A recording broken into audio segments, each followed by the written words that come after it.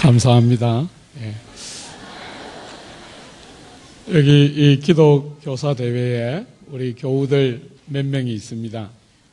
그런데 만나면 저한테 자꾸 오늘 아침, 어제 저녁 계속 말하기를 평소에 교회에서보다 더 잘하시네요. 이렇게.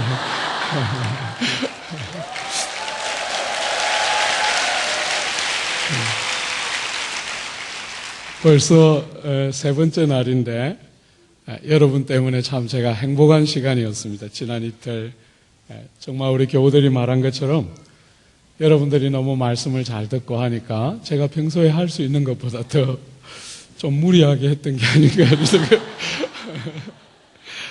너무 감사하고요. 예. 오늘 말씀 고린도후서 12장 한번 같이 보겠습니다. 고린도후서 12장 1절부터 10절입니다.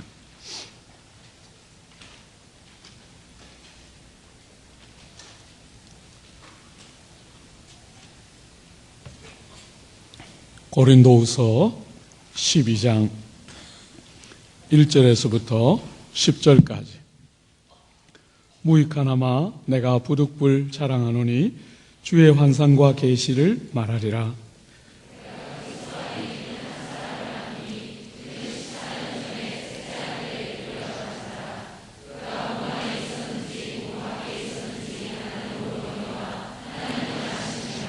내가 이런 사람을 아노니 그가 몸 안에 있었는지 몸 밖에 있었는지 나는 모르거니와 하나님은 아시느니라.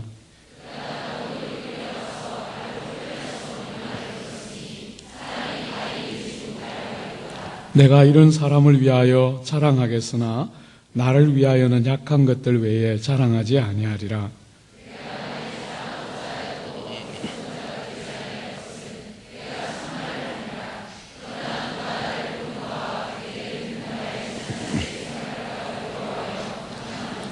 여러 계시를 받은 것이 지극히 크므로 너무 자만하지 않게 하시려고 내 육체에 가시곧 사단의 사자를 주셨으니 이는 나를 쳐서 너무 자만하지 않게 하려 하심이라.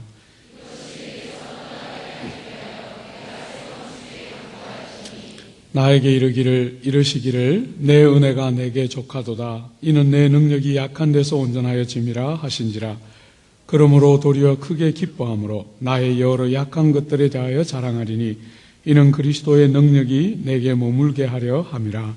그러므로 내가 그리스도를 위하여 약한 것들과 능욕과 궁핍과 박해와 곤고를 기뻐하노니 이는 내가 약한 그때에 강함이라.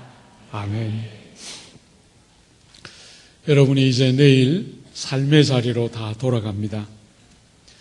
여러분, 우리가 삶의 자리로 이렇게 돌아갈 때 어떤 면에서 우리가 신학적이고 성경적으로 우리의 일상에 대한 바른 자세, 우리가 신앙을 일상적으로 살아간다 할 때 그 개념이 뭘까? 일상의 평범한 삶 속에서 믿음으로 산다고 말할 때 그게 뭘 말하는 것일까 하는 것이 잘 정의되어 있지 않으면 우리는 사실 일상의 정말 소중함을 자꾸 놓치게 되죠. 참 이런 것은 어떤 면에서 굉장히 귀한 시간들이긴 하지만 정말 어떤 면에서 참 하나님이 우리에게 주신 특별한 보너스이긴 하지만 사실은 이런 귀한 시간은 일상을 위한 것이죠. 그죠? 일상의 우리의 평범한 그 일상, 반복되고 우리가 기대하는 것처럼 크고 놀라운 일이 적절한 정도의 인터벌을 가지고 일어나주는 그런 어떤 사건의 연속이 있는 삶이 아니라 정말 일상적인 평범한 그런 일상을 신학적으로 혹은 성경적으로 어떻게 해석하는가 하는 것은 우리가 정말 일상을 살아가는 굉장히 중요한 경건의 기초라 할 수 있어요. 사랑하는 여러분, 저는 개인적으로 조국 교회가 가지고 있는 여러 신앙적인 경향 가운데 물질주의 혹은 승리주의, 우리가 신앙인으로서 반드시 이겨야 한다 이렇게 생각하는 승리주의야말로 어떤 면에서 신앙의 정수에 나아가는 큰 걸림돌 중에 하나다 이렇게 생각해요. 사랑하는 여러분, 우리가 늘 이기지 못할 때가 많죠. 여러분이 아까 나와서 기독교사의 노래 같이 할 때 우리 눈물로 씨앗을 심는다 이렇게 말했는데, 왜 눈물을 흘리면서 씨앗을 심지요? 열매가 잘 안 보이기 때문이잖아요. 그죠? 열매가 적절한 때 싹도 나고 줄기도 자라고 열매도 피고 생기고 하면 우리가 울 일이 사실은 없지요. 그런데도 우리의 일상의 실제적인 삶의 자리에서 우리는 우리가 기대하는 것과 다른 많은 경험들을 하게 되는데, 그럴 때 신앙적으로 이것을 어떻게 해석하느냐 하는 것이 굉장히 중요한 거예요. 그저 끼워 맞춘다든지 억지로 어떤 논리를 꾸며가는 것이 아니라 그런 일들의 실제적인 하나님의 마음과 섭리의 목적이 무엇인지를 성경에 근거해서 해석하는 것, 굉장히 중요한 것이죠. 그런 차원에서 오늘 조국교회는 너무나 조급한 승리주의 때문에 황금알을 낳는 그 위에 배를 자꾸 가르고 있는 것이 오늘 우리들의 혹시 신앙의 모습은 아닌가.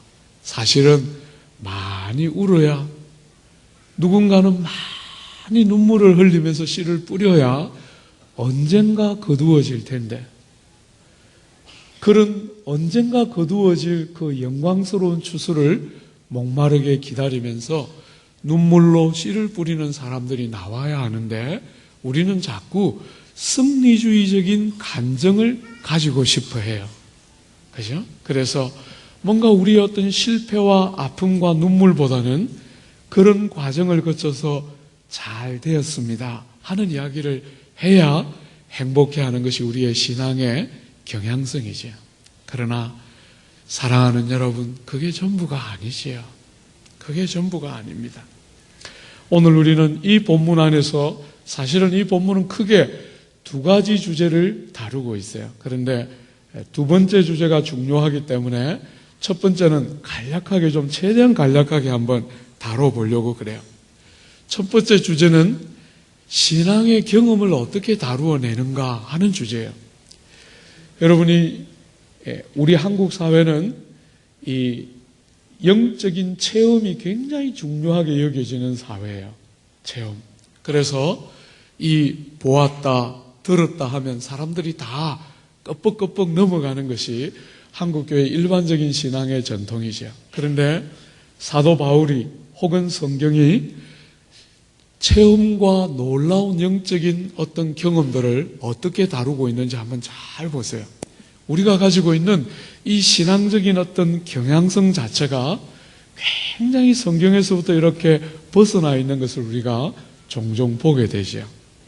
오늘 본문의 이 12장의 전체적인 배경, 혹은 고린도 후서의 전체적인 배경은 뭐냐면, 거짓 선생들이 나타났어요.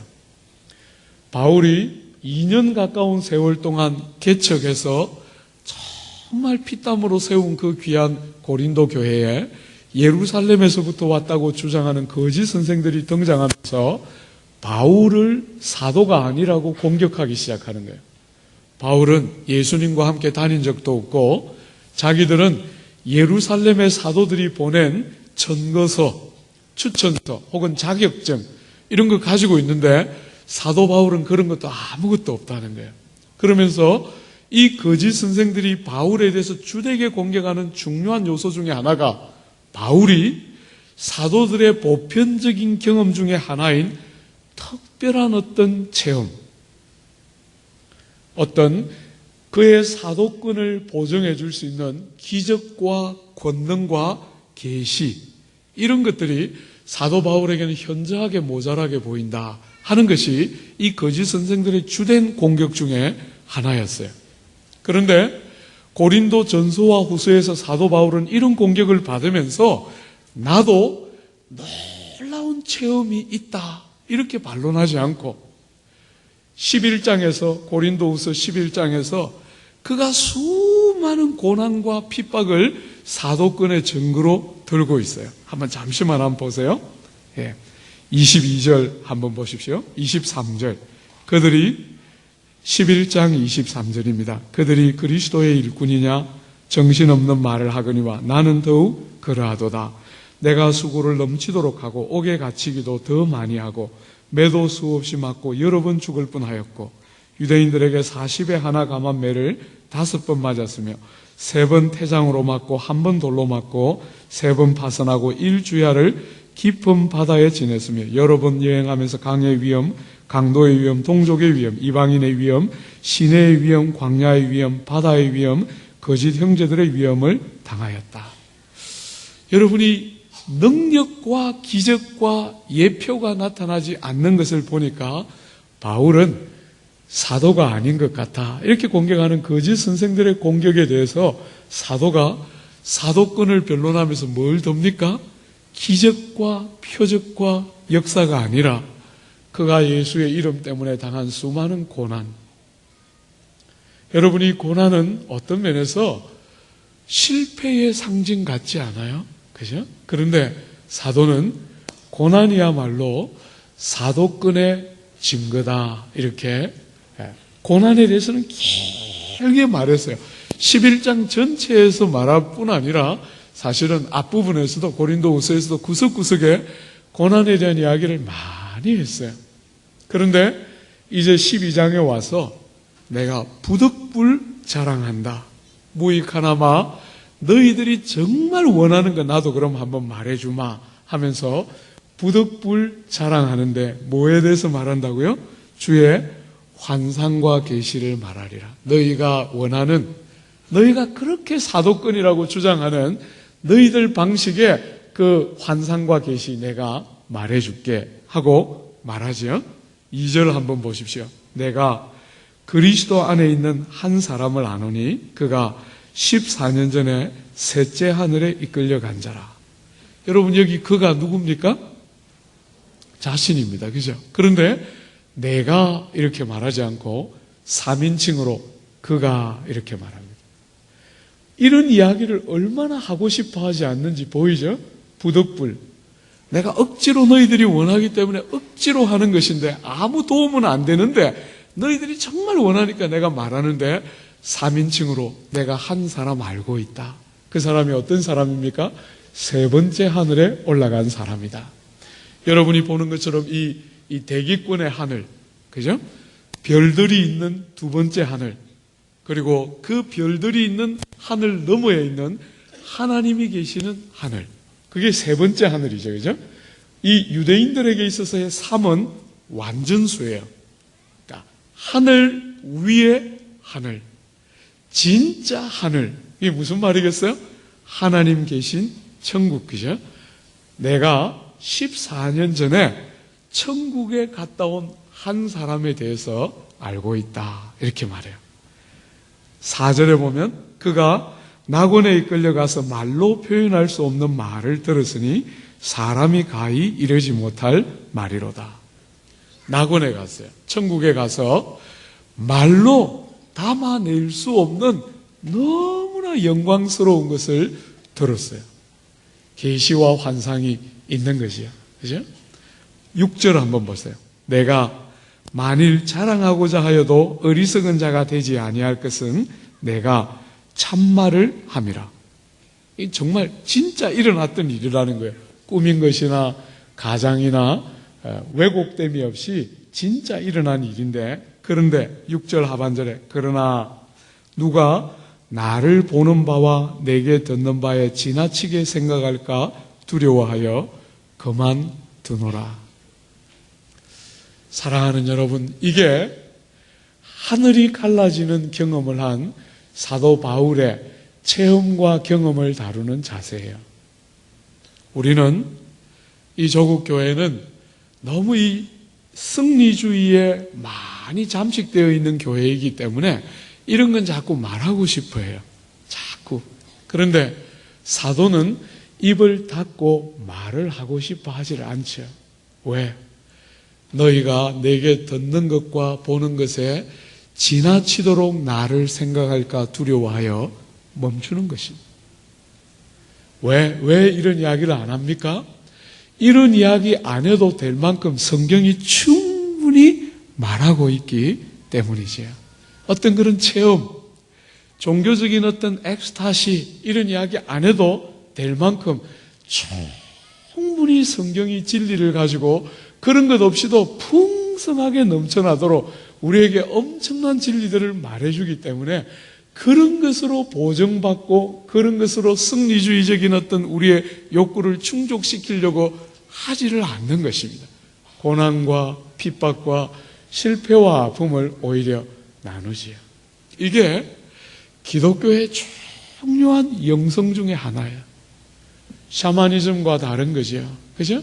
샤머니즘은 세상 사람들에게 깜짝 놀랄 만한 일을 자꾸 보여서 사람들의 관심을 끌고 싶어 합니다. 무당이 작두 위를 맨발로 걸어 다닙니다. 그죠?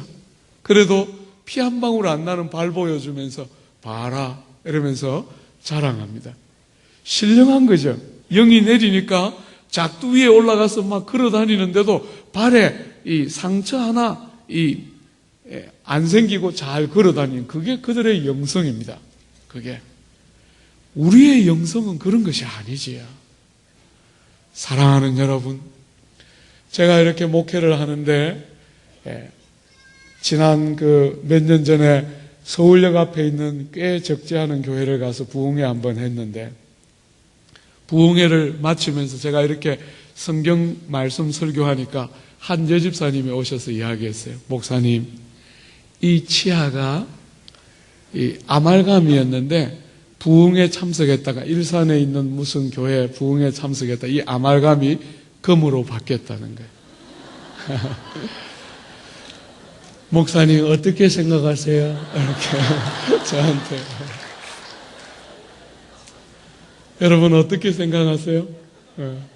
이 아말감 치아가 금으로 바뀌었어요. 어떻게 생각하세요, 여러분? 제가 뭐라고 말했을 것 같아요? 제가 눈을 부라리면서 말했어요. 제가 조금 잘 웃는 편이잖아요? 근데 안 웃으면 또 한 얼굴 합니다, 제가. 눈을 부라리고 위아래로 쳐다보면서, 그래서, 이렇게 제가 물었어요. 그랬더니 여집사님이 너무 당황해가지고, 진짜예요. 예, 진짜. 이게 아말감인데 진짜로 금리발로 바뀌었다는 거예요.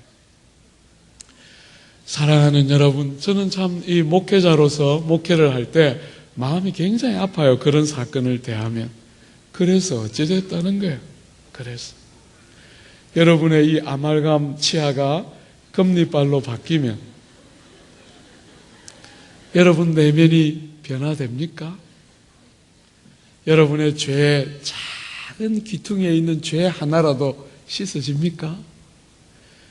여러분의 이 세상에 붙어있는 욕망들이 끊어지면서 거룩과 정결로 여러분을 데려갑니까? 그런 샤머니즘적인 복음과 교회의 영광을 땅바닥에 다 떨어뜨리고 땅에 붙은 욕망을 충족시키는 종교로 변질시키는 그런 경향들을 볼 때마다 저는 정말 속이 상해요. 성도들이 와서 저에게 말했어요. 목사님, 유리겔라가 왔는데 이 숟가락이 이렇게 딱 보더니 숟가락이 확 휘어졌다는 거예요. 이렇게 그냥 아무것도 안 하고 보고만 있었는데 숟가락이 확 넘어갔다는 거예요. 이렇게 쫙 보니까 제가 뭐라 그랬겠어요?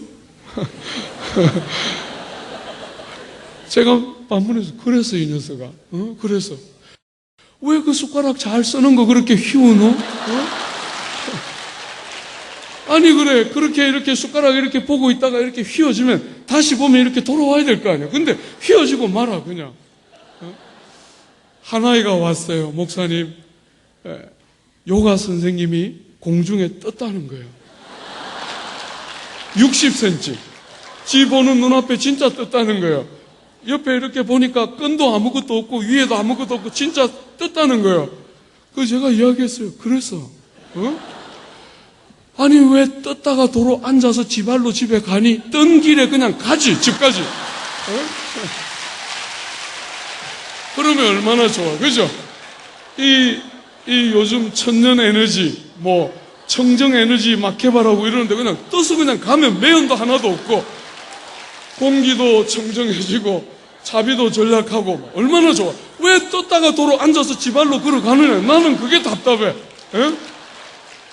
치아를 왜 아말감 이 바깥의 것만 바꾸어서 금으로 만드는지 몰라. 그냥 이빨 치아 전체를 금으로 바꿔주면, 여러분들이 이렇게 교사대회 같은 거 올 때 하나 빼서 옆에 사람들 이렇게 회비도 좀 대주고, 그렇게 하면 뭐 도움이 될 거 아니, 도움이. 근데 껍데기만 바꿔주니까 이 빼서 팔 수도 없고, 빼서 팔면 더 이 치료비가 많이 드니까 이게 보여만 주지 내용은 아무것도 없죠. 무슨 말을 하고 싶은지 알겠습니까? 60cm 떴는데, 아이고, 막 아무리 봐도 막 아무것도 없어, 끈 같은 거. 그러면 그게 뭐해, 그게? 60cm 떴는데, 그래서. 왜 신앙을 자꾸 그렇게 바꾸는지 모르겠어요. 저는. 사랑하는 여러분, 신앙은 매직과 놀라운 사건의 연속이 아닙니다. 신앙은 정말 이 슬픔 많은 세상에 사람들의 질고와 아픔이 뭔지를 알고, 이 질그릇 쪼가리 같은 우리가 하나님의 그 영광을 우리의 가슴에 품는 순간부터, 질그릇 쪼가리 같은 우리가, 우리 몸 하나 제대로 가누지 못하던 우리가 우리의 삶 속에 주님의 마음이 이렇게 들어오기 시작하면서 이웃들의 아픔과 상함을 깊이 그들의 눈을 가지고 보기 시작하는 거예요. 그들의 눈을 가지고, 우리의 눈으로 우리를 위해서, 나를 위해서 그들을 사용하고 나의 자아 실현을 위해서 그들을 늘 대하던 그런 자리에서부터 주님을 만나고 나니까 주님과 이웃 중심으로 눈이 변화되면서, 비록 작두위를 내가 걸어다니는 그런 신비하고 세상을 깜짝 놀랄 만한 능력은 나한테 없는지 몰라도, 사랑하는 여러분, 세상이 죽었다 깨어나도 흉내도 낼 수 없는 다른 사람의 아픔에 대한 깊은 동일심, 내 삶을 깨뜨리고 내 삶을 사용하고 낭비해서 다른 사람들의 삶을 진실로 윤택하고 복되게 하고 싶어하는, 운동으로서가 아니라 그냥 무브먼트로서가 아니라 내면에서부터 일어나는 차이와 변화가 만들어내는 생명이 들어오는 사람들 속에서부터, 내면에서부터 출발하는 타인들을 향한 중심이 담겨있는 진실한 변화, 그것이 우리 신앙이 우리 내면에 만들어 놓는 너무나 큰 영광스러움 중에 하나지요. 바깥으로 볼 때 사람들에게 뭐 보일 때 그렇게 뭐 뾰족하게 내놓을 만한 거 없습니다. 뭐 60cm를 떴다든지 뭐 금을 어떻게 바꿨다든지 우리는 그런 거 잘 못해요. 누가 와서 저한테 목사님 기도해 주세요 하고 머리 내밀면 다시 밀면서 네가 기도하면 된다 이렇게 제가 가르쳐줘요. 좀 신령한 사람처럼 주여 이러면서 좀 기도도 하고 막 이러면 뭐 뽀대가 좀 날 텐데, 그죠? 막 목사님이 이렇게 샥 지나가는데 교만하게 서 있던 것들이 옆으로 쫙 넘어지면서 막 이게 홍해가 갈라질 때 그 영역이다 이러면서 쫙 지나가면 막 이 뽀대가 나면서 막 목사님 등장 이러면 막 사람들이 다 오빠 이러면서 좋아할 텐데 그런 건 별로 없고, 사실은 그런 건 별로 없고 평범하지요. 그래서 많은 사람들이 신앙생활을 하면서 특수하고 특별한 어떤 것들을 자꾸 찾게 돼요. 그게 신앙의 이름으로 끝없는 그 어떤 것들을 찾으려고 하지만, 여러분이 다 경험하면서 여러분이 때때로 놀라운 종교적인 경험, 하나님 우리에게 사실은 주시죠, 때로, 그죠? 그런 놀라운 경험할 때 그 경험하면 변화됩니까? 변화를 촉진시키는 귀한 동력은 되지만 그것 자체가 변화는 아니죠. 그죠? 주님의 마음은 그런 것이 아니에요. 주님의 모든 관심은 여러분과 저에게 있습니다. 사람에게 있습니다. 우리가 하는 일에 있는 것이 아닙니다. 우리가 일을 어떻게 잘하고 일을 어떻게 성공적으로 해내고 그게 주님의 관심이 아니에요. 우리 자신이 하나님의 사람으로 빚어지고, 여러분과 제가 하나님의 사람으로 빚어진 우리가 다른 사람을 하나님의 사람으로 빚어내는데 관심이 있기 때문에 그런 스펙타클한 거, 그런 사람들에게 뭔가 이렇게 사람들을 끌 수 있다고 여기는 그 어떤 거, 그렇게 자주 허락해 주지 않을 때가 대부분이에요. 제가 1년에 한 번씩 제주도에 가서 YM에 가서 제자도에 대한 강의를 합니다. 고린도 전서를 가지고 예수의 제자로 우리가 이 땅을 어떻게 살 것인가 하는 그 제자도 특강을 하는데, 올해는 갔더니 그 제주도에 월요일날 제가 주일날 밤에 도착해서 월요일날 전체 새로운 코스가 시작되는 강사도 소개하고 예배를 같이 드리는 시간에 가서 이렇게 예배를 드리는데, 앞에 있는 어떤 자매가 그렇게 기도하는데 방언으로 하는 거예요. 방언으로. 얼마나 막 거슬리는지. 저게 왜 한글로 안 하고 방언으로 하나. 예? 옆에 있는 자매는 또 막 찬양하는데 그래 막 박수를 치면서 막 이렇게 하는 거예요. 좀 조용히 하면 좋겠는데. 월요일 아침부터 막 머리도 지끈거리고 이러는데 막 화가 나가지고 그 두 사람 불러서 말은 하고 싶은데 또 말하면 또 뭐 이상하잖아요. 이게 지금. 그래서 그냥 강의하는 시간에 이야기했어요. 왜 기도를 그렇게 하냐? 왜 기도를 그렇게 하냐? 종교적인 엑스타시에 들어가서 알아들을 수 없는 그 어떤 이야기를 하면 하나님이 더 잘 들으시냐? 고린도전서 14장이 분명하게 우리에게 말하기를 깨달은 말로 5마디 하는 것이 1만 마디 방언으로 하는 것과 비교할 수 없다고 주님 말씀하셨고, 생명의 주님 우리에게 말씀을 가지고 우리를 찾아오실 때 그 말씀을 깨달은 영혼이, 말씀으로 찾아오시는 하나님을 향해서 깨달은 영혼이 그 깨달은 마음과 입술을 열어서 하나님 앞에 인격을 담아 입을 열어 말하는 5마디가 1만 마디의 방언과 비교할 수 없다고 성경이 분명하게 그렇게 말하고 있는데, 왜 그렇게 기도하냐? 제가 막 이렇게 뭐라 그랬어요. 그 방언의 소굴 아닙니까? 이 YM은 방언하도록 격려하는 데 가서 방언 좀 제발 하지 말고 좀 깨달은 말로 좀 이렇게 또박또박 좀 기도해라. 내년부터는 저를 안 불러줄 가능성이 커요.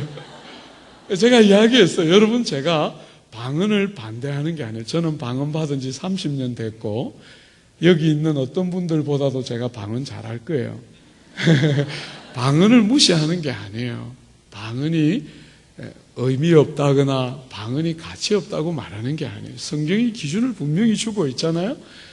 회중들 가운데서 기도할 때는 깨달은 말로 기도하고, 홀로 골방에 있을 때 주님 앞에 그렇게 방언으로 기도하라고 분명한 가이드라인을 주는데도 우리는 신앙이라는 게 깨달은 말로 기도하면 화끈하지가 않아요. 그죠? 기도할 때도 이렇게 또박또박 기도하면 별 재미가 없고 미십니다 이래야 이게 또 뭔가 이렇게 그렇게 쓱 이렇게 할 때 안으로 쑥 뭐가 들어오는 것 같잖아요. 진짜로. 그러면서 이 믿음이라는 게 자꾸 그런 것 같이 자꾸 여겨지는 거예요. 그러니까 우리는 자꾸 특수한 어떤 것을 자꾸 기대해요. 특수. 그래서 어떤 분들이 기도할 때 뭔가 좀 특별하면 훨씬 더 응답이 잘 될 것 같이 자꾸 우리는 그렇게 생각하죠. 사랑하는 여러분, 기독교는 그런 종교가 아니에요. 하나님께서 독생하신 아들을 우리 몸으로 세상에 보내신 종교입니다.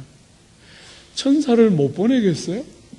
독생하신 예수가 사람의 몸으로 안 오시고 영광스러운 몸으로 못 오시겠어요?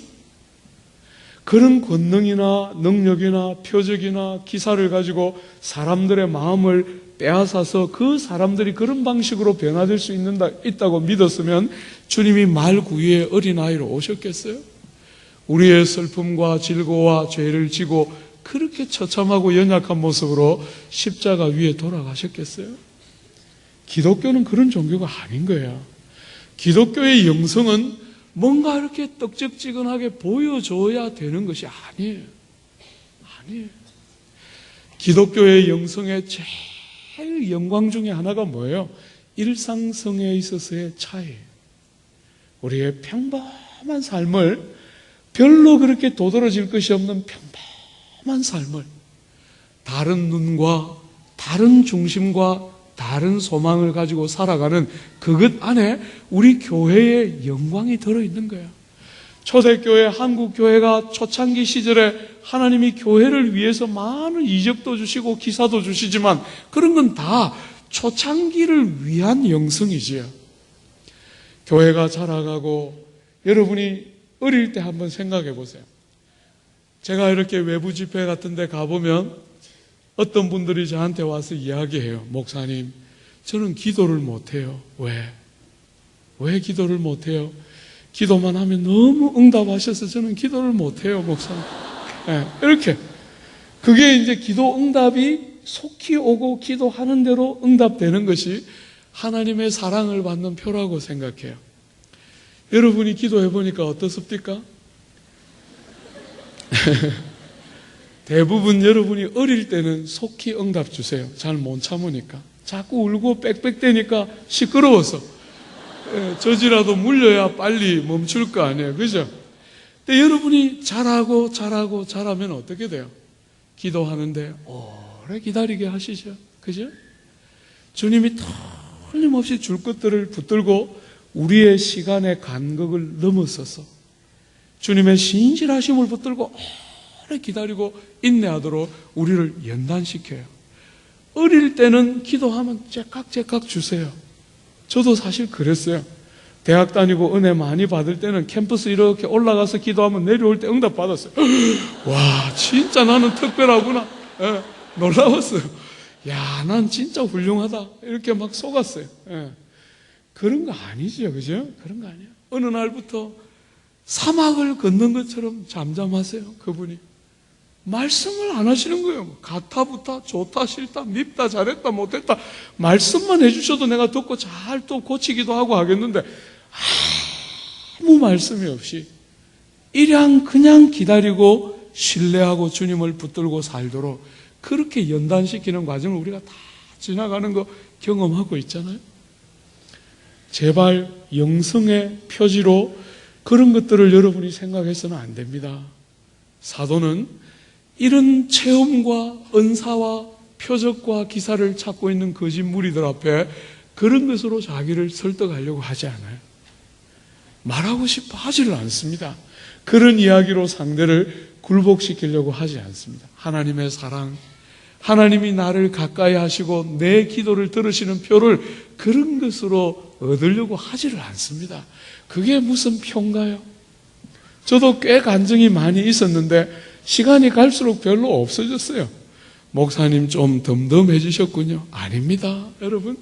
제가 아내 처음 만났을 때 생각나거든요. 정말 제가 죽도록 좋아했습니다. 그렇게 안 좋아하는 여자를 그렇게 집요하게 제가 좋아할 수 있는 남자라는 걸 좀 처음 알았어요. 여러분이 결혼 과정에서 자란 사람의 특징이 뭐예요? 나를 사랑하는 사람은 사랑합니다. 근데 나를 약간 이렇게 어려워하는 것 같은 사람한테 가까이 못 다가가는 것이 결혼 과정에서 자란 사람의 특징이죠.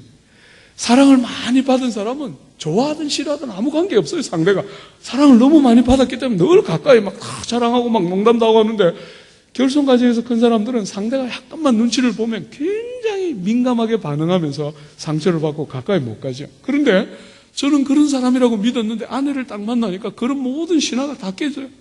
싫어해도 막 인류를 집요하게 쫓아다니면서 그래가지고 막 온갖 감언 이슬로 딱 속여가지고 결혼을 내락받고.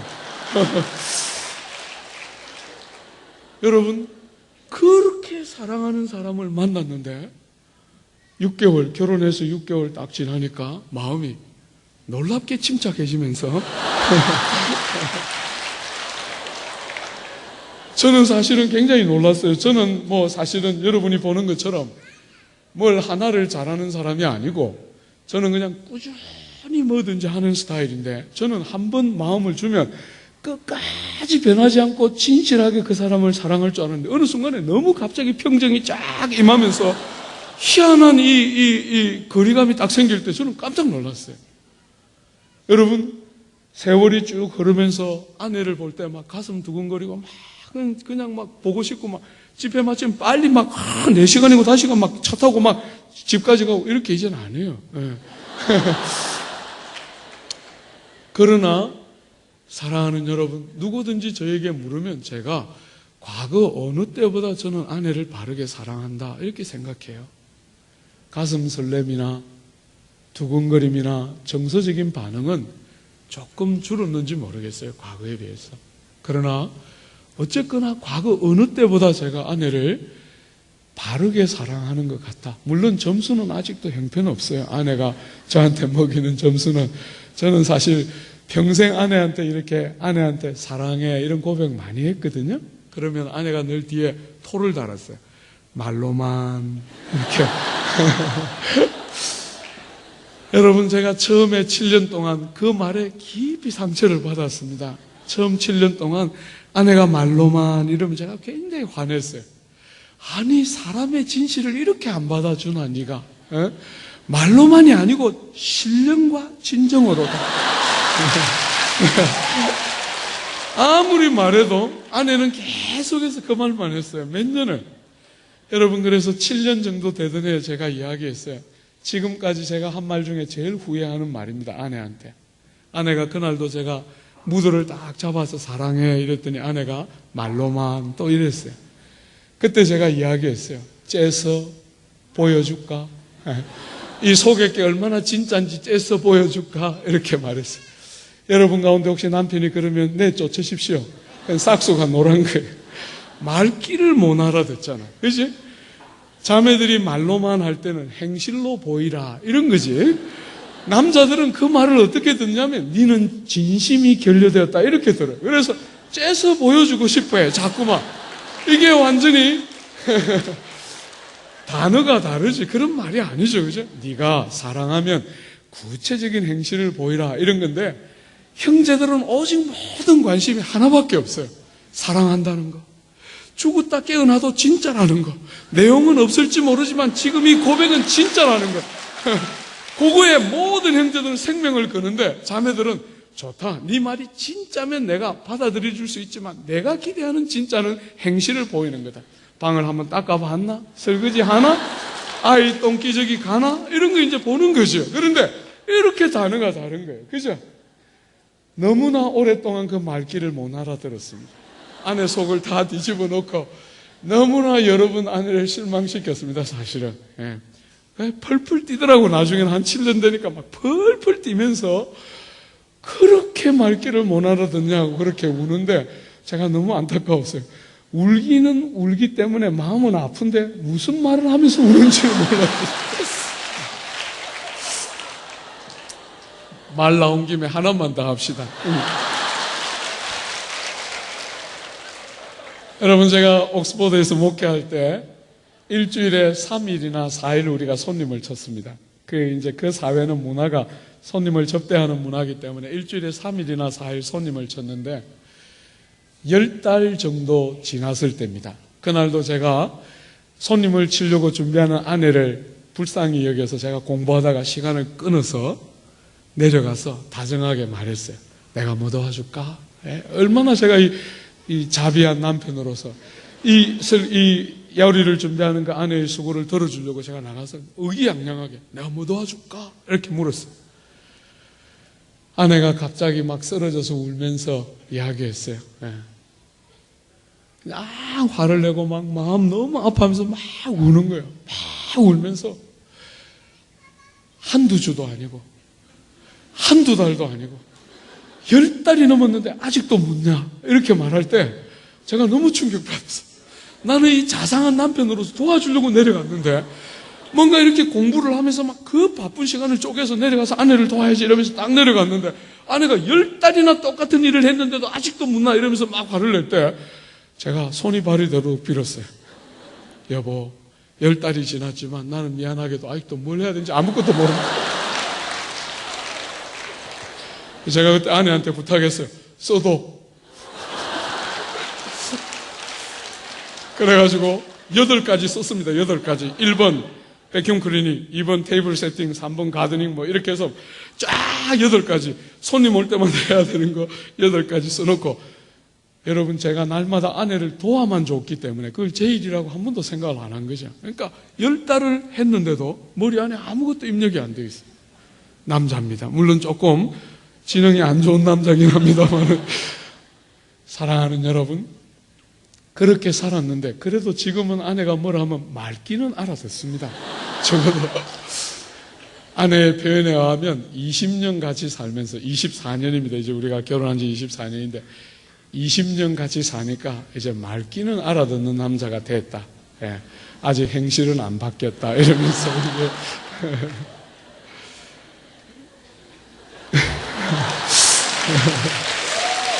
그래서 그런 면에서 옛날보다는 제가 아내를 제대로 사랑해요. 물론 아직도 뭐 아내의 마음에 와닿는 감동 이런 건 별로 없는 것 같아요. 제가 보면. 그러나 어쨌거나 옛날보다 정서적으로 가슴 두근거림은 별로 없어졌는지 모르지만 아내를 억울하게 하는 일은 이제 좀 많이 줄었어요. 아내가 막 분을 내면서 펄쩍펄쩍 뛰고 이렇게는 안 해요. 적어도 말로 자분자분하고 네 이러고 제가 가서 하고 이렇게 하죠. 예. 그죠? 사랑하는 여러분, 꼭 뭐가 있어야 주님이 우리를 사랑하는 표가 아니죠. 그건 어린아이 때 하는 거죠. 그죠? 우리가 연조가 더해져 가고 자라가면 신앙의 정수가 그것에 있는 것이 아니라는 것이야. 신앙의 정수가 뭔가 스펙타클한 일들이 일어나고 종교적인 엑스타시 안에 들어가는 것이 우리의 경건의 핵심과 전부가 아니에요. 제발 우리의 신앙의 체질을 바꿔야 합니다. 사랑하는 여러분, 사도는 그런 세계를 말하자면 누구보다도 더 많은 말을 할 수 있었을 거예요. 그런데도 그는 말하고 싶어 하지를 않습니다. 그것도 바로 눈앞에서 거짓 선생들이 그 수많은 송사를 쏟아내고 있는 현장에서, 그렇게 많은 송사를 쏟아내고 있는 현장에서 아무 그런 방식으로 대하지 않고 그런 방식으로 자신의 사도됨을 변론하려고 하지를 않습니다. 신앙과 경건에 참된 엑기스가 어디 있는지를 말하고 싶어 하는 것이. 오늘 사랑하는 여러분, 이런 일에 대해서 입을 다문 사도가 입을 열어서 힘을 다해 말하고 자랑하는 주제가 있습니다. 이런 것들, 이런 사람들을 깜짝 놀래킬 만한 어떤 일들에 대해서는 입을 다 다물고 입을 다 닫아서 말하고 싶어 하지 않으면서도 그가 정말 입을 열어서 자랑하고 드러내고 강조하고 끝없이 말하고 싶어 하는 주제가 있습니다. 그게 뭡니까? 4절 한번 보십시오. 5절 한번 보십시오. 죄송합니다. 한번 같이 읽어볼까요? 내가 이런 사람을 위하여 자랑하겠으나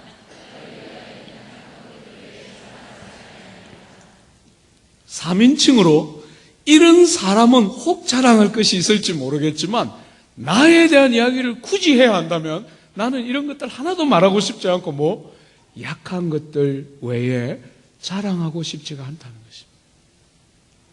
여러분, 이게 뭔지 아십니까? 저는 조국교회에 몸담고 있는 목회자로서 조국 강산이 잃어버리고 있는 가장 중요한 경건의 능력이 뭔가? 경건의 능력. 사도가 그 소위 말해서 봤다, 들었다, 날았다, 엄청난 역사가 일어났다라고 주장하는 거짓 선생들을 대항하면서 그런 방식으로 하나도 자기를 변론하려고 하지 않고 부득불 자랑해야 된다면 자신의 약한 것들을 자랑할 것이다. 이렇게 말해요. 이게 기독교 경건의 핵심입니다. 세상은 흉내도 내지 못하고 이해도 못하는 것이죠. 복음과 교회, 주의 십자가를 전하고 믿는 복음과 교회만이 아는 경건의 비밀이 여기 다 들어있는 것이죠. 우리가 부득불 말해야 한다면, 우리가 이 땅을 살아가면서 내가 다른 것 절대로 알기를 원치 않고 그리스도와 그의 십자가 외에는 자랑하지 않겠다.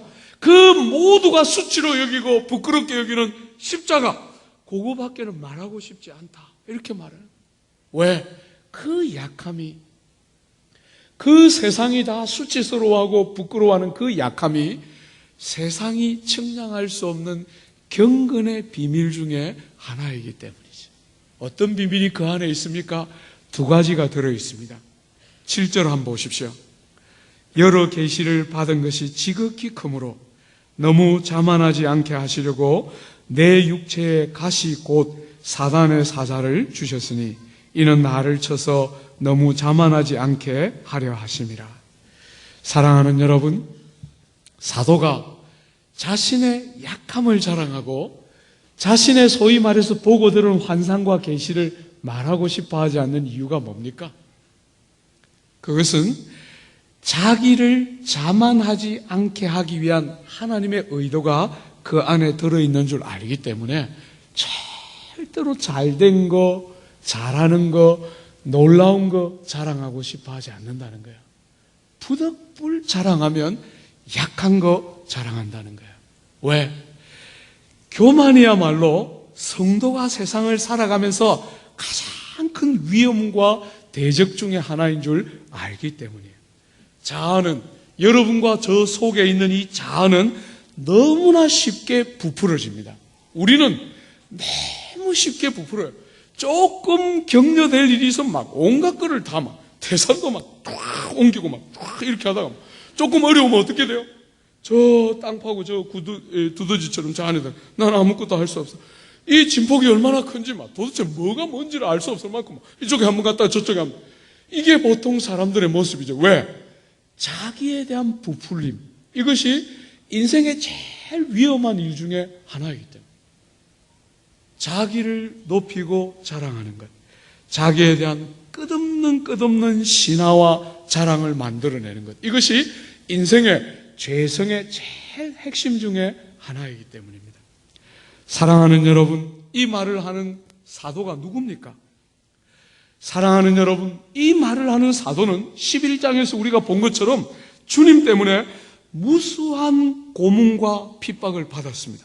옥에 갇히고 사망의 고통을 수도 없이 겪고 원수들과의 무수한 싸움에서 다 이겨내왔던 백전노장입니다. 영적인 초보자가 아니고 영적인 수많은 전투를 성공적으로 다 이겨내면서 수많은 고난의 길을 주님 때문에 조금도 주저하지 않고 달려왔던 믿음의 백전노장이 이런 고백을 지금 하고 있는 것입니다. 사랑하는 여러분, 이 말이 뭔지를 아는 사람은 정말 중요하고도 귀하지요. 사랑하는 여러분, 사람이 이 땅을 살아가면서 성도로서 땅을 살아가면서 가장 큰 위험이 교만이며 자기 신뢰이며 자기의이며 자기 자랑인 줄 아는 사람은 정말 복돼요. 왜? 다른 모든 악과 이 악은 다릅니다. 다른 모든 악은 전부 뭡니까? 여러분들의 끝없는 악한 행실이나 악한 도모나 욕망과 관계되어 있는 것이지만 이 자기의 혹은 교만은 뭐와 관계되어 있습니까? 여러분의 선행과 관계되어 있기 때문에, 여러분의 탁월함과 관계되어 있기 때문에, 여러분들에게 긍정적이고 순기능과 관계되어 있기 때문에 이 교만한 자아를 쳐서 복종시키는 것은 엄청나게 어렵고 아픈 과정을 통과하게 되는 것이에요. 사도는 자기를 알고 있습니다. 주 안에 사랑하는 여러분, 자기가 어떤 사람인지를 아는 거예요. 핍박은 감당할 수 있었어요. 고난과 죽음의 위험들 감당할 수 있었어요. 그가 가장 두려워하는 것이 뭡니까? 자기입니다. 자기 속에 끝없이 비집고 나오는 하나님이 아닌 자신을 드러내어서 자랑하고 의지하고 자신 속에 뭔가 남다름이 있기를 기대하는 자기의와 자기 신화. 사도가 제일 두려워하고 고통하는 이 자기 신화가 있기 때문에 자신의 약함을 드러내고 보이겠다는 것입니다. 여러분이 구약에 나오는 무수한 인물들을 한번 보십시오. 구약의 제일 대표적인 인물 중에 하나인 요셉 같은 사람. 여러분이 요셉이 자기가 원하지 않는데 하나님이 주신 꿈을 꿉니다. 그죠? 하나님이 주신 꿈을 꿔서 그가 가는 길이 어떻습니까? 꿈을 그렇게 꾸면 그가 가는 길이 좋은 대학 들어가가지고 탁월한 학벌을 가지고 많은 사람들에게 인정을 받고 두루두루 존경을 받다가 총리가 돼야 될 거 아니에요. 우리가 기대하는 거. 그런데 하나님이 그 꿈을 주신, 지가 꾼 게 아니에요. 내가 막 주를 위하여 나는 총리 돼야지 이렇게 한 게 아니라 주님이 쓱 넣어줬죠. 그죠? 자고 있는데 그냥 아마 그냥 엉겹길에 말했다가 그냥 형들한테 다 미움받고 아버지도 막 뭐라 그러고 막 자기는 아무 의도 없이 그냥 탁 했던 건데 그렇게 고난이 밀려오는 거예요. 그죠? 그가 총리 되는 코스가 뭡니까? 종으로 팔려서 모진 질고를 경험합니다. 그렇게 종으로 살다가 충성스럽게 살았는데 죄수로 감옥에 갇힙니다. 여러분 기가 막힌 게 뭐냐면 그 본문 한번 읽어보세요. 창세기에. 주께서 요셉과 함께 하심으로 범사에 형통하더라. 형통해서 뭐가 됐어요? 우리가 생각하는 거하고 너무 다른 거예요. 그죠? 하나님께서 구약에 쓰시는 인물들의 보편성 중에 하나예요. 구약은 우리에게 선명하게 하나님의 사람이 어떻게 준비되어 가는지를 보여주는 것이에요. 우리가 끝없이 훈련받고 연단받아야 할 중요한 코스가 어딘지를 보여주는 것입니다. 뭐를 다루는 것이 가장 어렵습니까? 자기를 다루는 것이 가장 어려운 주제 중에 하나입니다. 그래서 요셉이 감옥에 갇혀서 죄수가 되었을 때 그 왕의 신하들의 꿈을 다 해석해 주는데도 2년이나 풀려나지 못합니다. 왜? 요셉은 여전히 억울한 마음을 가지고 있습니다. 속에. 불의한 고난을 받고 있다는 의식을 그대로 가지고 있습니다. 하나님의 손이 함께해서 형통한데도 이게 다 하나님께 다 있다고 생각하지 않고 여전히 억울한 자기의가 붙어 있으니까 또 2년이나 감옥에 더 있습니다. 여러분, 모세, 제가 너무너무 좋아하는 모세 한번 보십시오. 40의 모세는 완벽하지 않습니까? 왕실 학교에서 자랐습니다. 병법과 웅병과 지리와 역학과 모든 것을 다 배웠을 겁니다. 세계에서 가장 강대국입니다. 요즘 뭐 미국의 무슨 학교 하여튼 그 정도 되겠죠. 엄청난 왕실 학교에서 모든 학문을 다 배웠습니다. 병법에 웅변에 온갖 것을 다 배웠는데 거기다가 너무너무 감사하게도 믿음도 좋아요. 나이 40에 개같이 취급을 받는 이스라엘 백성과 자기를 동일시하면서 그 백성 돌아볼 생각을 합니다. 여러분, 하나님이 그 모세를 씁니까? 안 씁니까? 하나님은 우리가 볼 때 그렇게 완벽해 보이는 모세를 40년 동안 광야 하나님의 학교에 입학시킵니다. 왕실 학교 그거 안 된다. 학교는 좋은 학교인데 그거 말고 하나님의 학교로 해서 광야, 미디안 광야에 40년 동안 양을 치면서 뭘 배웠겠어요? 여러분 뭘 배웠겠어요? 나이 40에 모세는 이스라엘 백성을 돌아볼 결심을 합니다. 신앙의 놀라운 결단을 합니다. 그 종들과 자기를 동질시하는 얼마나 귀한 헌신을 하는데 하나님은 그를 40년 동안 광야에서 썩히십니다. 그 40년의 광야 하나님의 학교가 모세에게 뭘 가르쳤겠어요? 40년 후에 모세에게 하나님이 나타나서 말씀하십니다. 가서 내 백성을 데려오너라. 40년 전에 네가 하고 싶었던 그 일 가서 해라. 이렇게 말하니까 모세가 뭐라 그럽니까? 갈 수 없습니다. 갈 만한 자를 보내십시오. 나는 혀가 둔한 자라 말을 할 줄 모르는 자입니다. 40년 동안 뭘 배웠어요? 처절하게 자기를 내려놓고 부정하는 훈련들을 해왔습니다. 하나님이 부르시는데 자기가 자기를 드리는 건 말할 것도 없고 하나님이 부르시는데 못 갑니다. 이렇게 말합니다. 주 안에 사랑하는 여러분, 뭐 때문에? 하나님 앞에서 자신을 보고 있습니다. 이 존귀한 부름을 감당할 수 없는 자기를 알고 있습니다. 주님의 이 백성을 섬기는 일의 본질과 내용이 어떤 것인지를 선명하게 알고 있습니다. 도무지 그 일을 감당할 수 없는 자신의 실체와 모양을 알고 있습니다. 보낼 만한 자를 보내십시오. 주님 실수하신 겁니다. 이렇게 말해요. 여러분, 그러나 한번 보십시오. 성경을 다시 열어서 한번 보십시오. 40의 그 훌륭한 모세가 한 일이 뭡니까? 애굽 사람 하나 때려 죽이는 것입니다. 이스라엘 백성을 돕기 위해서, 억울한 일 당하는 이스라엘 백성을 돕기 위해서 애굽 사람 하나 때려 죽이는 것이 그가 나이 40에 했던 일입니다. 나이 80에 이스라엘 백성을 이끌고 200만이나 되는 그 오합지졸 같은 종살이에 400년이나 찌들대로 찌들어 있는, 우리는 40년도 안 되는 세월을 일제 밑에 있으면서 온갖 문화와 습관들이 다 바뀌었는데 400년을 종살이했던 그 노예 근성에 찌들대로 찌들어 있는 이스라엘 백성을 데리고, 그것도 왕궁으로 적과 꿀이 흐르는 땅이 아니라 광야에 이들을 데리고 40년을 목회를 하는데 주님이 뭐라고 말합니까? 모세는 온유함이 지면에서 가장 성한 자라. 한 사람 때려 죽였던 40의 모세와 80의 모세는 본질적으로 다릅니다. 뭐가 다릅니까?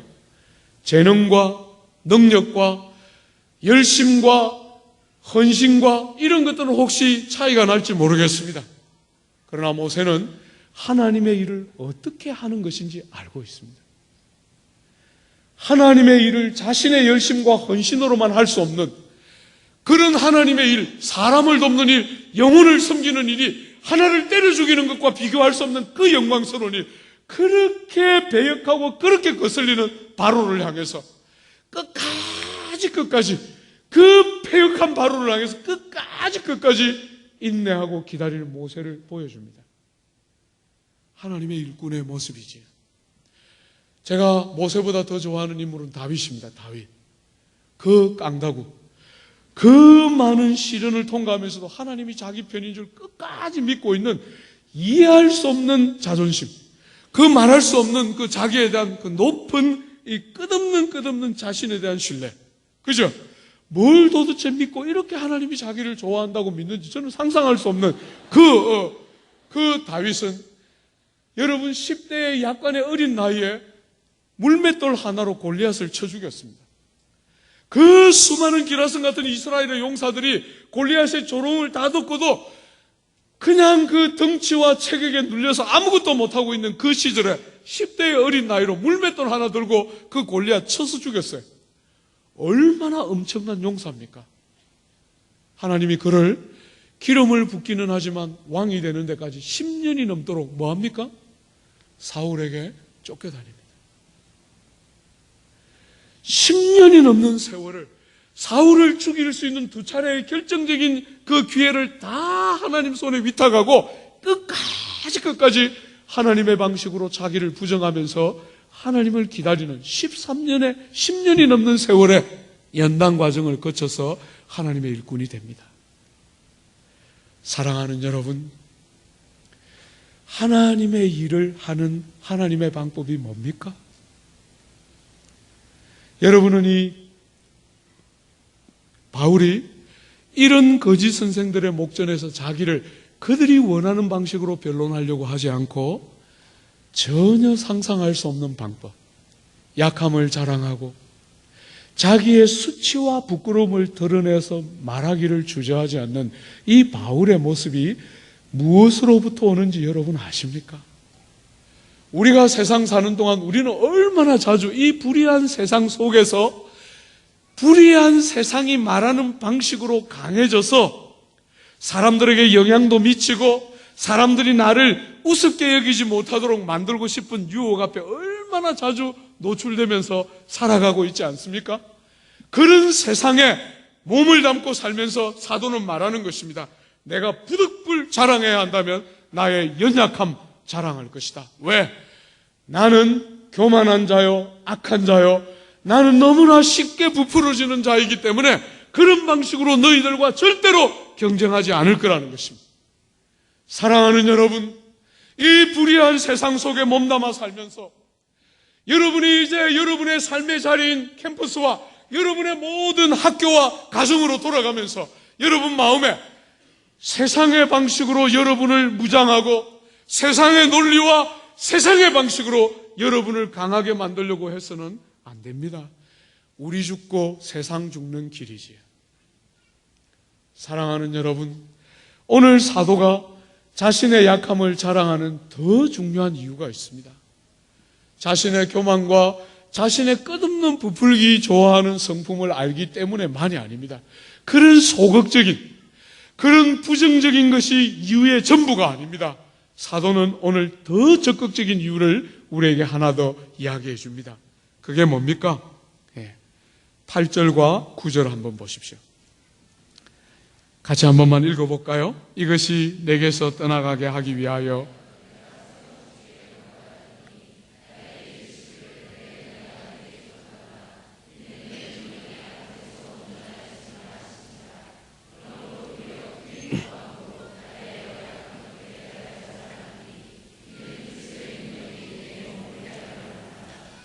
사도는 중요한 진리 하나를 깨달았습니다.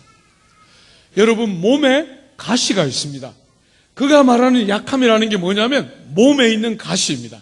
학자들은 온갖 방식으로 이 가시가 뭔지를 가지고 논란을 벌였지만 저는 그런 견해들을 다 소개하고 싶지 않아요. 제 생각에 사도가 가시라고 말할 때 이 가시는 누구든지 볼 수 있는 표가 나는 외적인 어떤 흔적이었을 거라고 생각해요. 사랑하는 여러분, 이 가시는 자기를 찔러서 너무너무 아프게 하고 심지어 이 가시라고 번역된 단어는 막대기라고도 번역할 수 있는 단어예요. 자기를 때려서 너무너무 자존심 상하게 만드는 가시 혹은 막대기가 자기 속에 있는데, 저는 어떤 학자들의 주장처럼 갈라디아 4장에 근거해서 너희가 할 수만 있으면 너희 눈이라도 뽑아 주었을 것이다 하는 그 본문에 근거해서 저는 안지를 말하는 것일 것이다. 저는 그렇게 추론해요. 눈에 만나는 사람마다 바울의 눈을 볼 때마다 바울이 질병을 가지고 있는 모습을 보게 되는 거예요. 저는 그렇게 바울의 약함을 해석합니다. 물론 꼭 이것이 하나밖에 없는 해석이다 그렇게 생각하지는 않습니다.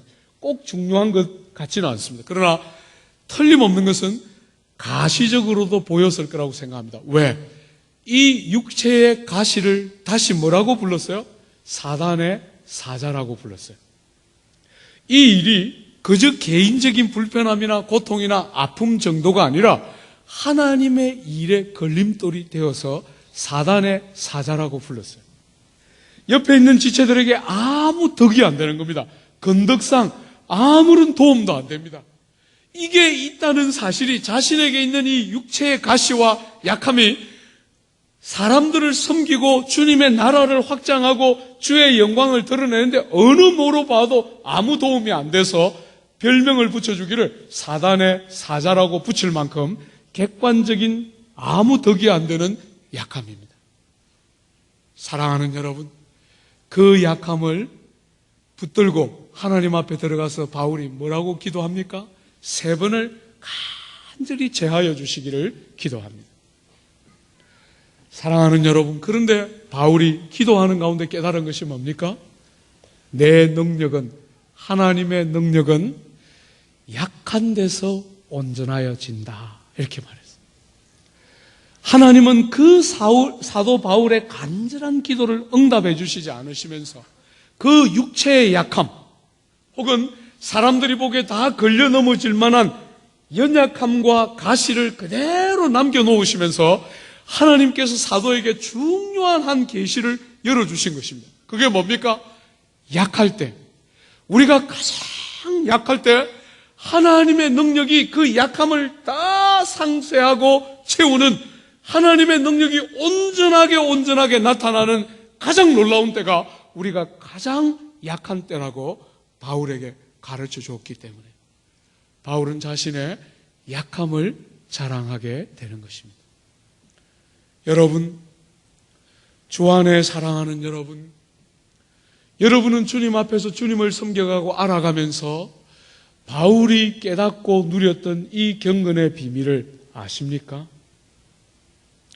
저는 오늘 조국교회가 잃어버린 가장 중요한 경건한 능력, 세상을 바꾸고 세대를 초월해서 교회가 세상을 변혁시켜 왔던 경건한 능력이 뭔지를 오늘 조국교회는 자꾸 잃어간다고 생각합니다. 왜?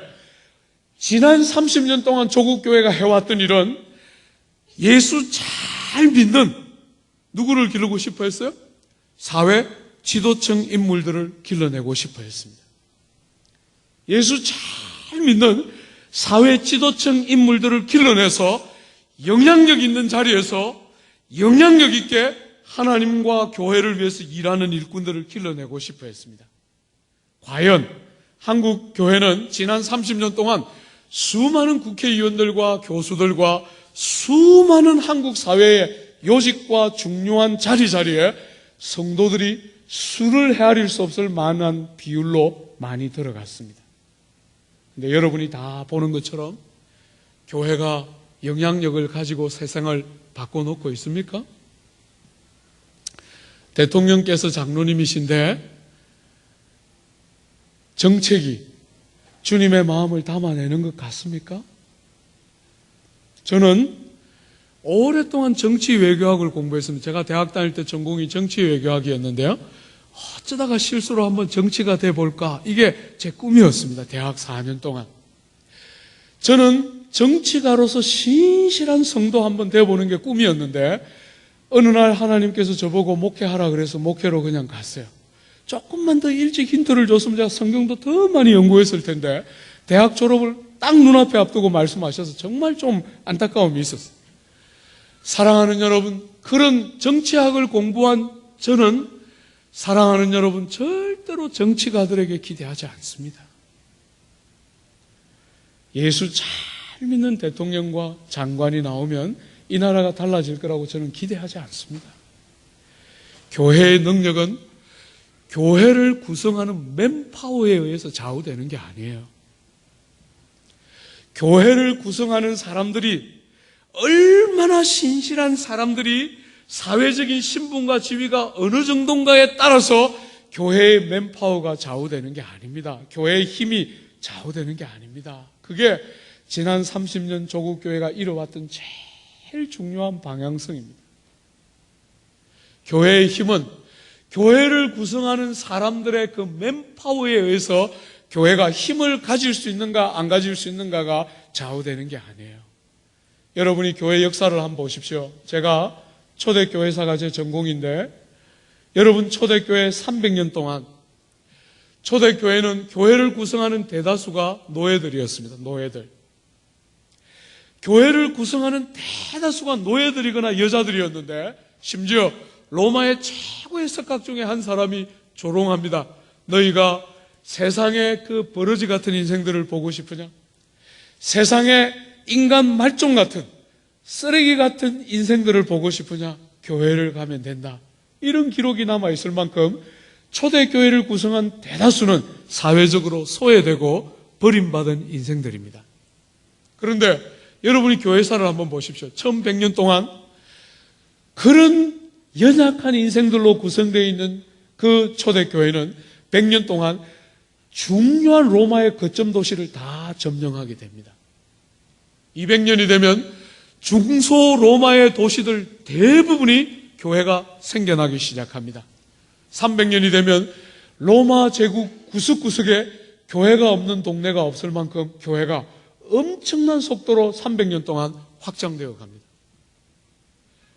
놀랍게도 313년에 밀라노 칙령이 내려지고 교회 안으로 국왕과 수많은 장차관들이 교회 안으로 밀려 들어오게 됩니다. 교회 안으로 수많은 왕과 장관, 차관, 부자들, 높은 신분을 가진 사람들이 수도 없이 교회 안으로 밀려 들어올 때 교회는 어떤 것을 경험하게 됩니까? 그때부터 종교개혁 1517년 될 때까지 500년에서부터 1517년까지 교회는 사상 유례 없는 암흑시대를 맞이하게 됩니다. 여러분이 그 기간에 위대한 인물들 중에 아는 사람이 누가 있습니까? 종교개혁 직전에 종교개혁의 위대한 정말 그 선배들 몇 빼고는 아는 사람이 없을 만큼 인물이 거의 나오지 않습니다. 왜? 교회의 힘은 교회 속에 어떤 무리들이 들어오느냐에 의해서 좌우되는 게 아니에요. 교회의 힘은 어디에 있습니까? 교회를 교회되게 하는 능력은 어디에 있습니까? 사랑하는 여러분, 여러분들을 이 땅을 살아가면서 성도로서의 자기 정체성을 가지고 여러분이 이 세상에 있는 구석구석에서 영향력을 미치며 살게 만드는 여러분과 저의 살아있는 경건의 능력이 뭡니까? 여러분의 맨파워가 아닙니다. 여러분이 얼마나 영향력 있는 자리에 가는가 안 가는가, 여러분이 얼마나 사회와 사람의 세상에 관심에 집중이 되는 자리에 있는가 아닌가, 그게 아닙니다. 여러분, 그런 방식으로 교회는 세상을 뒤집지 않습니다. 그런 방식으로 될 것 같으면 주님은 와서 갈릴리의 그 어부들, 그런 형편없는 어부들 택하지 않을 겁니다. 세계적인 석학들과 유명한 철학자들과 똑똑하고 공부 잘하는 사람들 다 뽑아서 그들 다 예수 믿는 사람 만들고 제자 만들어서 세상 뒤집었을 겁니다. 교회의 영광과 능력은 그런 데 있는 것이 아니에요. 교회의 힘은 어디에 있습니까? 약한데도 아무것도 우리 편에서 의지하고 드러내어서 사람을 설득시킬 만한 자격도 조건도 구비하지 못하고 있는데도 그 속에 뭐가 있습니까? 하나님의 함께하심과 권능이 있습니다.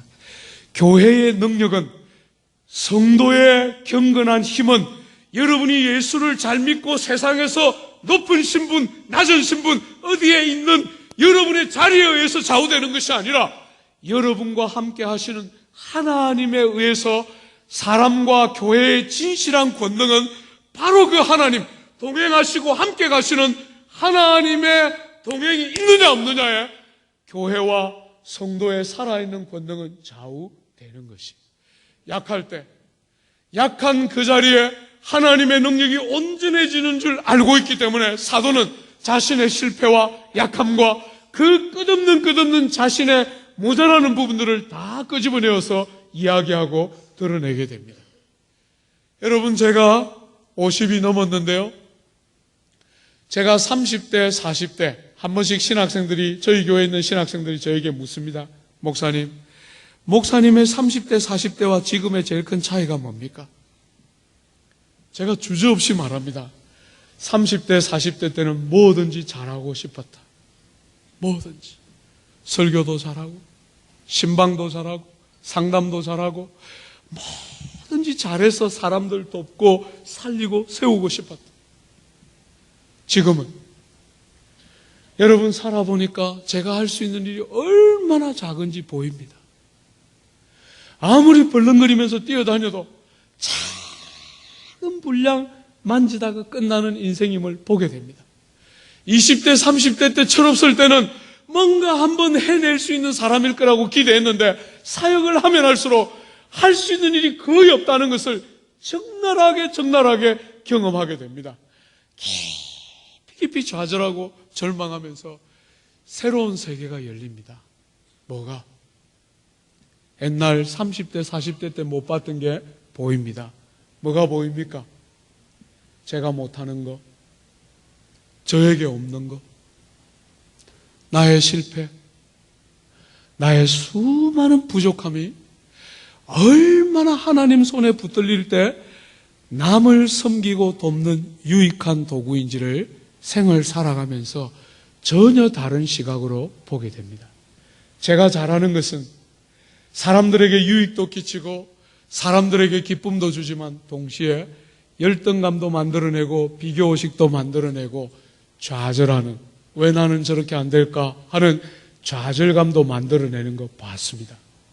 그런데 제가 못하는 것, 저에게 없는 것, 제가 할 수 없는 것, 저의 실패와 눈물이 이렇게 드러날 때는 대부분의 사람들이 하나도 넘어지거나 상처받거나 아파하거나 비교의식이나 열등감에 빠짐이 없이 대다수의 사람들이 그 없는 것과 연약한 것을 통해서 살아나고 모두가 살고 저는 저대로 주님의 방법으로 살아나는 이상한 경험들을 하게 되면서 삶을 살아가면 살아갈수록 저에게 부족한 것과 없는 것과 약한 것이 얼마나 중요한 하나님과 사람을 섬기는 도구인지를 세월이 가면서 경험하게 됩니다. 여러분, 제가 목회를 하면서 처음에 철없이 목회할 때는 늘 꿈이 있었어요. 말 잘 듣고 눈에 넣어도 안 아픈 몇 명, 저것들 몇 명 딱 있습니다. 수백 명, 수천 명 거쳐갔지만 딱 몇 명 제 마음에 드는 아이들이 있었어요. 그것들 데리고 교회 한번 개척해봤으면. 그게 제 꿈이었어요. 목회를 하고 눈이 자꾸 바뀌어가면서 관점이 달라집니다. 여러분, 제가 그 내수동 교회라는 그 대학부에서 사역을 할 때 그 한 번씩 애먹이는 애들이 있었어요. 제가 늘 마음속으로 생각했습니다. 바로 우리 내수동 교회 오기 전에 세문안교회라는 좋은 교회에 있습니다. 유명한 교회. 한국에서 제일 먼저 세워진 굉장히 유명하고 좋은 교회. 목사님도 굉장히 신실하고 좋은 교회인데 제가 늘 마음속으로 생각해요. 저런 것들은 거기 가지. 그냥 그 좋은 교회 가면 된다. 꼭 와서 우리 교회 꼭 와서 그 기둥 옆에 기대가 자는 거예요. 꼭. 제가 늘 그거 보면서 저런 것들은 거기 가면 되는데 왜 여기로 오나 이러면서 미워했어요. 제자들 교회 왔는데 여러분 우리 교회 옆에 6,000명 모이는 큰 유명한 교회 있습니다. 시설도 너무 좋고 막 정말 막 목사님도 진짜 젠틀하고 막 너무너무 좋은 교회 있는데 우리 교회는 딱 들어오면 1층에 딱 들어오면 화장실 냄새. 예. 잘 청소를 안 해가지고 화장실 냄새 딱 나고 우리 교회는 3층 4층에 있어요. 엘리베이터도 없이 걸어 올라와야 되고 올라오면 100평 남짓에 약 500명이 모였습니다. 장년들이 그 당시. 요즘은 이제 학교로 가서 조금 넓어졌습니다만 500명 모이니까 임신부들이 기절도 해요. 산소가 모자라서 그 좁은 공간에 너무 많이 모이니까 임신부들이 기절도 하고 막 그런 교회에 그냥 끝까지 와가지고 막 앉아서 막 딱 기대서 졸면서 막 목사님을 위해서 있는 거예요. 저는 목사님을 연단시킬 거예요. 이러면서 막 쫙 이렇게 저를 보면서 막 나쁜 것들이죠. 그 옆에 그냥 얼마나 좋은 교회 있는데 거기 안 가고 꼭 와서 막 딱 버티면서 안 바뀌어드릴 거예요. 끝까지 버틸 거예요. 이러면서 저를 막 딱 꼬라보고 제가 마음속으로 저것들은 거기 좀 가면 좋을 텐데 저것들 데리고 좀 목회 한번 해봤으면 늘 그렇게 생각했어요. 어느 날 사랑하는 여러분 눈이 조금씩 열립니다. 눈이 조금씩 열리니까 약한 것이 얼마나 강함인지 알고 주님이 정말 참 얼마나 보잘것없는 연약한 부분들을 존귀하게 바꾸고 가는지를 보고 나니까 그 말 안 듣는 것들이 어느 날 다르게 눈에 들어오기 시작하는 거예요. 그것들 교회 옮기면 큰일 나는 거죠. 예? 주님 나라 가면 그것들이 다 상급인데 전부 끝까지 안 바뀌고 막 이렇게 막 눈을 맞추고 막 이러고 있는 것들을 끝까지 포기 안 하고 막 주님 마음으로 막 대하고 막 이런 것들이 결국 주님 나라 가면 다 상급인데 그거 막 보내려고 생각했으니까 얼마나 마음 아파요. 어느 날 깨닫고 나니까. 그래서 제가 설교했어요. 주일날 대회 설교하면서 여러분이 안 바뀌니까 제가 너무 기쁩니다. 그렇게 설교했어요. 영문도 모르고 막 당한 거죠, 우리 성도들이. 제가 그렇게 말했어요. 그러니까 성도들이 저를 보면서 측은한 눈초리를 보면서 목사님 이제 한 8년 열심히 뛰어다니더니 이제 맛이 가는구나. 우리가 끝까지 안 변화되어 드리니까 맛이 가는구나. 여러분 맛이 가는 게 아니에요. 눈이 달라지는 것이에요. 뭐가 진짜인지 보이기 시작하는 거예요. 사람들은 했더니 바뀌었습니다. 했더니 몇백 명이 모였습니다. 사람들이 이렇게 했더니 변화되고 자라고 놀라운 변화를 경험했습니다. 이런 간증을 너무너무 좋아하지만 어느 순간부터 보이는 거예요. 저의 그 한없는 연약과 없는 것과 부패와 보잘것없는 것들이 사람을 요긴하게 섬기는 것이 어느 순간부터 보이기 시작하자 사람들에게도 눈이 열리는 거예요. 변화되지 않는 사람들,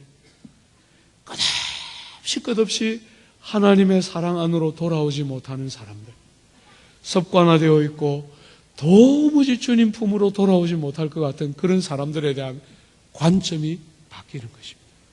어떻게? 사랑하는 여러분, 저렇게 끝까지 버티다가 장렬하게 주님 앞에 온 교회 앞에 전사할 날이 올 것이다. 이런 신뢰가 쫙 생기니까 그 미워서 못 보고 있겠던 그 사람들이 마음속에 소망이 불끈 올라오는 거예요. 야, 저것들이 어느 날 하나님 앞에서 나를 그렇게 존귀하게 만들 대상이겠구나 하는 눈이 열리니까 변화되지 않는 사람들이 그 옆에 있는 좋은 교회에 가면 안 되지요. 그죠?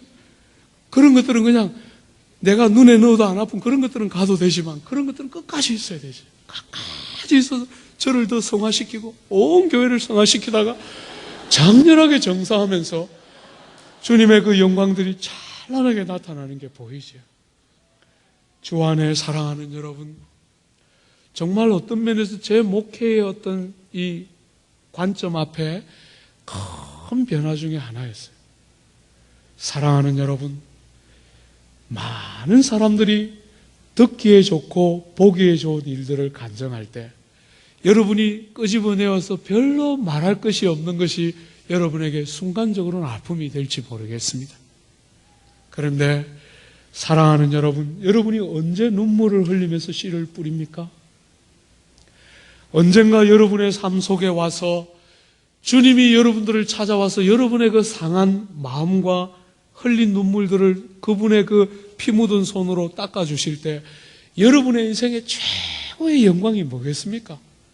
변화되지 않는 한 사람을 주님 때문에 끝까지 포기하지 않고 붙들고 온갖 성공과 승리의 사례들이 세상과 방송과 책을 장식하는 이런 세대에 끝까지 무능한 사람처럼 열매 없는 사람처럼 그 몇 명을 포기 못하고 붙들고 늦게 가는 그 어리석고 미련한 소수, 그 보잘것없어 보이는 소수의 그 포기할 수 없는 사람들의 아픔과 고통 누가 만지고 위로할 겁니까? 여러분, 제가 이렇게 결손 가정에서 자라서 어릴 때 상처를 많이 겪었습니다. 제가 대학 다닐 때 주님 뜨겁게 많이 경험했는데 그때 제가 거의 미치는 줄 알았습니다. 정서적으로 너무 진폭이 커서. 사랑하는 여러분, 제 생에는 지워버리고 싶은 삶의 순간들이 있습니다. 여러분들이 저보고 잘 웃는다 그러는데 저도 한 아픔 하면서 컸습니다. 말하자면 지워버리고 돌아가고 싶지 않은 고통스러운 순간이 제 삶에 있었어요. 그런데 목회를 하면서 한 번씩 경험합니다. 청년들이 저를 찾아옵니다. 한 번씩 와서 이야기합니다. 여러분, 자기 이야기하는데 정말 눈물 나는 이야기들 해요. 저 예쁜 녀석이, 저렇게 사랑스러운 녀석이 너무 처참한 이야기들을 해요. 자기들 경험. 정말 상상도 하지 못했던 어떤 이야기들을 하면 가슴이 막 무너집니다. 무너져. 옛날에 초창기 목회 그냥 초년병일 때는 그냥 이야기 들으면 집에 가서 울기만 했어요.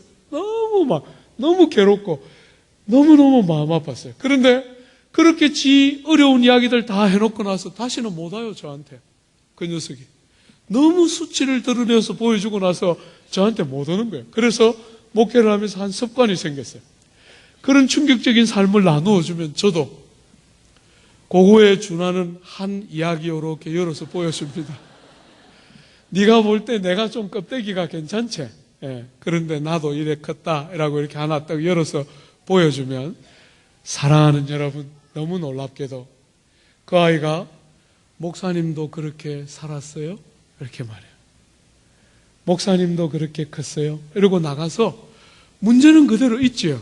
그죠? 문제는 그대로 있어. 아직 아무것도 해결되지 않았고 상황은 하나도 안 바뀌었어요. 그런데 목사님도 그렇게 컸어요 하고 나가서 랄랄라 하면서 그냥 살아요. 사랑하는 여러분, 저는 그런 것들을 보면서 많은 생각들을 하게 됩니다.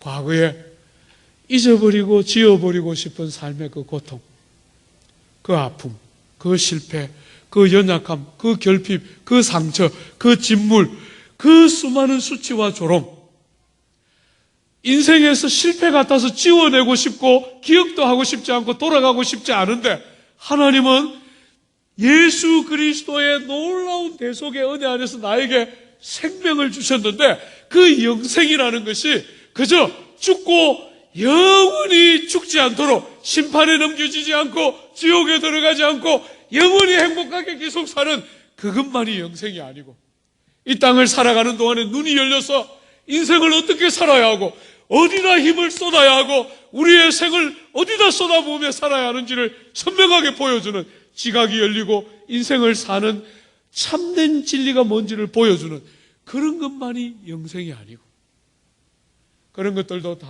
영생에 들어가지만 어느 순간에 보니까 실패 같았던 과거가 다 지워버리고 다시는 돌아가고 싶지 않은 과거가 연약함과 아픔과 눈물이 때가 되니까 사람을 살리는 제일 좋은 제목이 되고 있는 것을 사역을 하면서 부지기수로 경험하게 됩니다.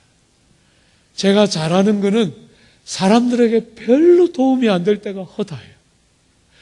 제가 뭘 했더니 잘 되더라, 뭘 했더니 이렇게 됐다 저렇게 됐다 하는 것은 별로 도움이 안 될 때가 많은데 제가 별로 못했는데 저에게 없는데 남들한테 다 있는데 저한테는 없는데 희한하게 그런 것들이 사람들을 얼마나 놀랍게 살리고 치료하고 회복시키고 말할 수 없는 격려와 힘을 가지고 그들의 생을 찾아가게 되는지 보면서 사도의 이 말의 핵심들이 뭔지를 보게 됩니다. 주 안에 사랑하는 여러분, 여러분은 여러분의 인생을 어떻게 주님 앞에서 살고 싶어 하고 있습니까? 내일부터 삶의 자리로 다 돌아갈 텐데 다시 이렇게 2년 후에 만나서 여러분의 사랑하는 선생님들에게 무슨 말을 나누기를 기대하면서 삶의 자리로 돌아갈 생각을 하고 있습니까? 정말 이 세상이 생각하는 것처럼, 매스컴이 좋아하는 것처럼, 이 세상에 수많은 사람들이 그렇게 좋아하는 그 책에서 한없이 만들어내는 끝없는 신화처럼 아프고 어렵고 실패하였지만 놀랍게 성공하고 이기고 감당해낸 그런 스토리를 쓰고 싶어 합니까? 아니면 연약했는데, 없는데, 실패했는데, 남들은 다 잘 되는 것 같은 세대에 결핍과 아픔이 있는데 희한하게 그 연약하고 보잘것없는 나에게 나로부터 비롯되는 그 어떤 본이나 모델이나 어떤 훌륭한 어떤 내 안에 있는 그 어떤 것 때문이 아니라 나는 정말 질그릇 쪼가리같이 아무짝에도 쓸모없는데 희한하게 그 약함과 보잘것없음이 자비와 긍휼이 무궁하신 아버지께서 나를 잠시도 홀로 내버려 두지 않는 제목이 되고 가는 곳마다 일마다 하나님이 동행하시고 함께해서 하나님의 능력이 온전하게 전적으로 온전하게 나타나게 되면서 세상이 측량할 수 없는 하나님의 능력, 세상은 생각도 해본 적도 없는 십자가 외에는 도무지 이해할 수 없는 죽어서 살리는 하늘의 밀이 땅에 떨어져서 죽어서 썩어졌는데 다 죽고 없어졌는데 희한하게도 사람을 살리고 온 세상을 살리고 당신이 부활하시는 이 십자가의 놀라운 도가 약함을 자랑하는 여러분의 삶 속에 생생하게 여러분의 삶을 통해서 가는 구석구석마다 나타나고 드러나는 이 경건의 신비와 비밀을 기대하고 여러분의 삶의 자리로 갑니까? 어떻습니까? 오늘 저는 조국교회를 바라보면서 너무나 찬란한 수많은 간증들은 있지만 성경이 우리에게 보여주는 그런 간증 봤습니까?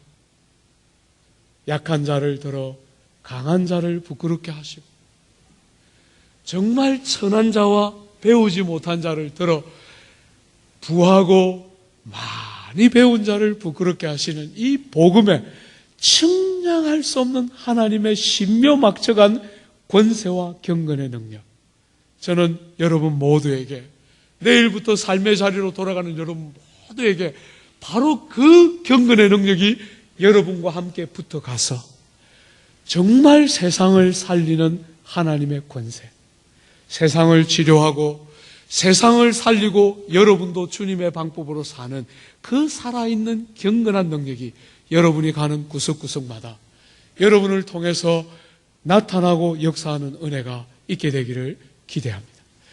정말 공부 잘하는 사람들, 하나를 가르치면 둘, 셋을 깨치는 사람들 말고 그런 것들은 학원에서도 잘할 수 있잖아요. 사랑하는 여러분, 그러나 온 사회가 실패자라고 말하는데 여러분들은 미련하고 약한 것들을 포기할 수 없었어요.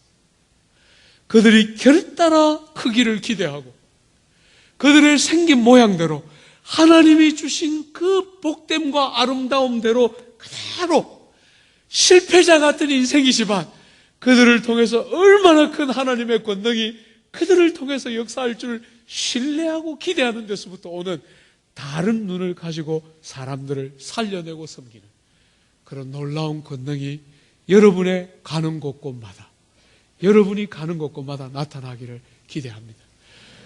제가 여러분들에게 첫날 말씀드렸지만 제 꿈은 하나입니다.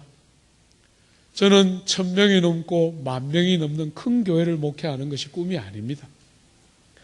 저는 책을 써서 수많은 사람들이 읽는 베스트셀러 작가가 되는 것이 꿈이 아닙니다. 사랑하는 여러분, 저는 많은 사람들이 존경받을 만한 그런 훌륭한 목회자가 되는 것이 꿈이 아닙니다. 그런 건 안 하고 싶어요. 옥하는 목사님, 홍정길 목사님, 조영기 목사님, 저는 용기 형님보다 더 많이 끌어모을 자신 없어요.